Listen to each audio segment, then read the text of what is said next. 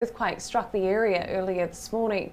However, scientists have warned the alert could be upgraded again as aftershocks from the earlier massive 8.1 earthquake continue. The agency downgraded the threat level of areas under a land and marine threat to now a beach and marine threat. All evacuated people have been told they could return but must remain off the beach and coastal areas.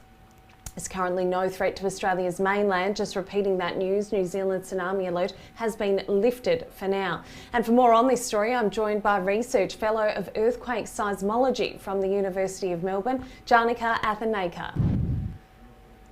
Thanks for joining us. Thanks for having me. Look, this has obviously been concerning in New Zealand. Explain to us New Zealand in its location and how the plates actually play a role in this. Yeah, so New Zealand is sitting right on top of what we call a convergent plate boundary, where the Pacific plate is crashing into the Australian plate, and this happens at a rate of about 6 centimeters a year. So that's roughly the rate at which your fingernails grow. But what happens is that over time, this plate boundary is locked, and that can happen for 100 to 1,000 year timescales. And when that locking is released, when that stored energy is released, earthquakes occur. And for this reason, we always see that fairly large earthquakes are possible along this plate boundary. So we obviously know that the magnitude of the major earthquake was 8.1, but we're continuing to see subsequent smaller earthquakes. How long is this likely to continue? It's very difficult to say. Usually at a plate boundary, you would see aftershocks occurring for weeks or months. For instance, a good example is the recent 7-point something earthquake that occurred just east of Japan, which probably is an aftershock of the magnitude 9 earthquake that occurred in 2011. So we don't expect the aftershocks to go on and on like in the magnitude 9 event, because this is just a magnitude 8.1, but still it's a very large event. We could expect fairly significant aftershocks for the next couple of weeks to months.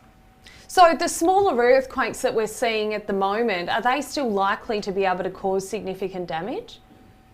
It's unlikely because the location of the earthquake is fairly remote. I believe the nearest population center is Vanuatu Island, where the highest predicted tsunami heights were.